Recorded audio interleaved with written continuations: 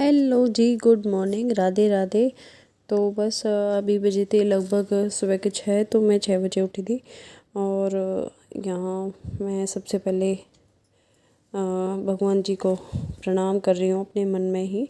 और बस धरती माता के चरण स्पर्श कर मैं यहाँ उठ जाती हूँ और मेरा दिन की शुरुआत अब हो गई है सुबह 6 बजे से।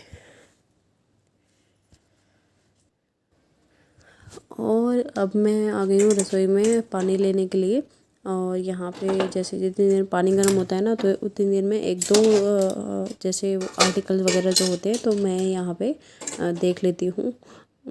एक दो आर्टिकल चुरा लेती हूँ इसमें से और याद कर लेती हूँ। और उसको थोड़ा जब तक पानी वानी पीती हूँ तो मन में थोड़ा रिवाइज़ करती रहती हूँ। तो बस यहाँ पे मेरा पानी गर्म हो गया है, मैं पानी पी रही हूँ।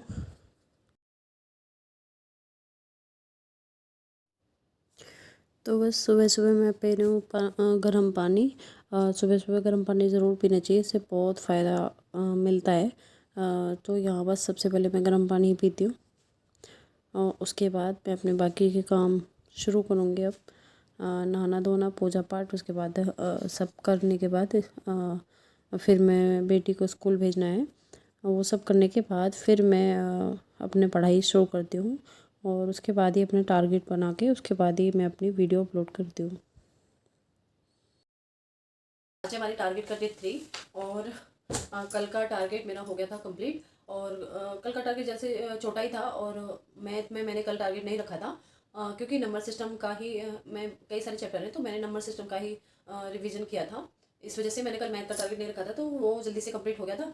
और काफ़ी सारा टाइम मेरे पास था कल। मैं थोड़ा फ्री थी, तो फिर मैंने एक मॉक लगाया था कल। उस जो RWA का भी संडे वाला जो मॉक था वो मैंने लगाया था। और उसके नंबर भी अभी मैं शो कर दूँगी। तो कितने मेरे नंबर बने हैं।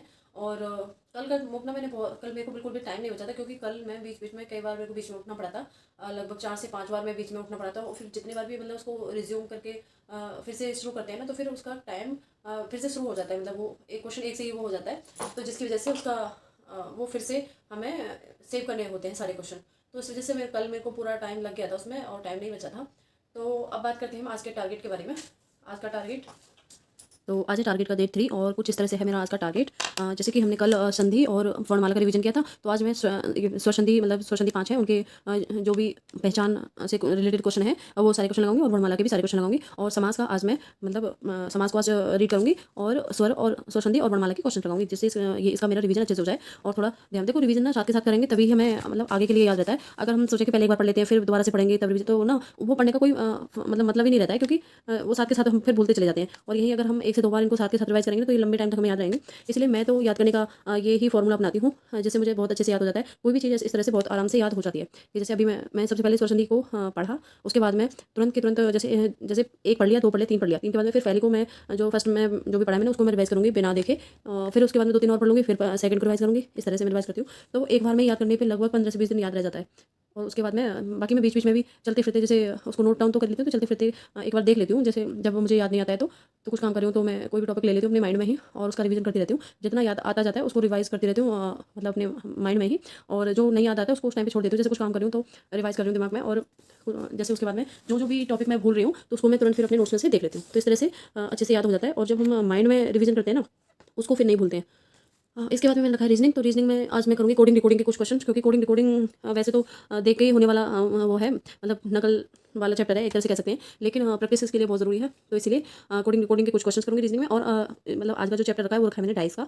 तो डाइस में भी कुछ फॉर्मूलाज और कुछ रूल्स हैं जिन्हें जो मतलब पढ़ने ही पड़ते हैं, उसके बिना मतलब डाइस के क्वेश्चन नहीं होते हैं। तो इसलिए आज मैंने डाइस वाला चैप्टर रखा है। और आप में से किसी को भी मेरा रीजनिंग का नोट्स देखना है तो मुझे कमेंट करके बताएं, मैं अपना रीजनिंग का नोट्स जरूर दिखाऊंगी। इसके बाद रखा है मैंने मैथ। तो मैथ में आज भी मैंने अपना नंबर सिस्टम ही रखा है, और नंबर सिस्टम में रखा है जीरो वाले क्वेश्चन। मैंने देखा था कि प्रीवियस ईयर जब एग्जाम हुआ था तो उसमें शायद जीरो से क्वेश्चन आए थे, क्योंकि मुक टेस्ट वगैरह में भी मैंने जीरो से क्वेश्चन देखे। जैसे कोई भी संख्या देते हैं बहुत बड़ी, और या फिर फैक्टर में, या फिर कोई भी संख्या देके फिर पूछ लेते हैं कि इसमें कितने नंबर ऑफ जीरोस होंगे। तो इस तरह के क्वेश्चन, इसके लिए छोटे छोटे कुछ ट्रिक हैं जिनसे ये मतलब निकाले जाते हैं। तो इस तरह के क्वेश्चन यूपी पुलिस में आते हैं। तो इसलिए आज मैंने ये नंबर सिस्टम में ये वाला चैप्टर रखा है। इसके बाद में है पॉलिटी। तो पॉलिटी में आज रखा है, जैसे कि कल रखा था नागरिकता, तो आज नागरिकता का मैं रिवीजन करूँगी। और इसके बाद में भाग 3 को मौलिक अधिकार वाले चैप्टर को कंप्लीट करूँगी। तो यह है 12 से कितना 12 से 35 तक।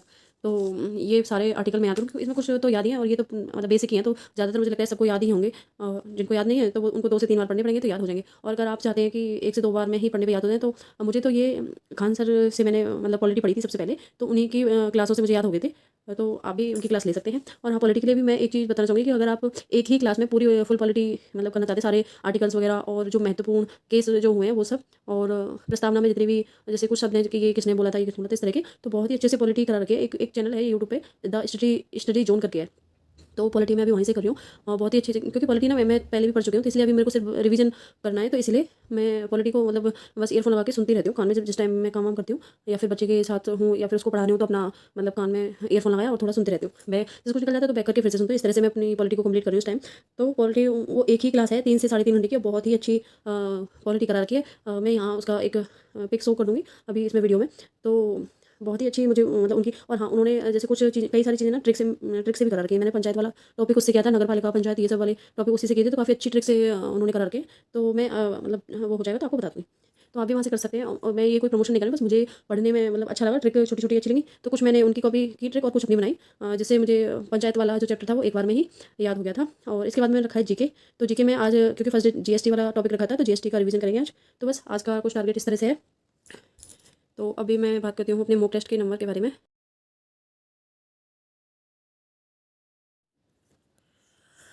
तो ये है मेरे मॉक टेस्ट के नंबर। ये है सबसे पहले मैथ, तो इसमें मेरे 18 क्वेश्चन सही हैं और 6 क्वेश्चन गलत हैं। और ये ना टाइम बहुत ज़्यादा मेरे को इसलिए लगा है क्योंकि बार बार मेरे को उठना पड़ा था, 5 से 6 बार मैं उठी थी इसलिए। और ये एक क्वेश्चन शायद जैसे दोबारा सेव करते हैं उनमें से कोई छूट गया है, या तो जल्दबाजी में करने में ये एक रह गया, पता नहीं कौन सा है। तो ये एक क्वेश्चन मैथ में मेरा छोटा हुआ दिखा रहा था। इसके बाद में है जीके। तो जनरल अवेयरनेस में मेरे 20 क्वेश्चन ठीक है और 18 क्वेश्चन गलत हैं, और इसमें मेरे को टाइम लगा है लगभग 8 से 9 मिनट। इसमें जैसे जीके में अभी मैंने बहुत जो स्पेशल टॉपिक हैं वो पढ़े नहीं हैं, तो इसलिए अभी मेरा थोड़ा कम स्कोर है। इसके बाद में हिंदी, और हिंदी में पता नहीं क्यों क्यों इतने क्वेश्चन गलत हुए हैं। हिंदी में बिल्कुल भी इतने क्वेश्चन गलत नहीं होने चाहिए थे।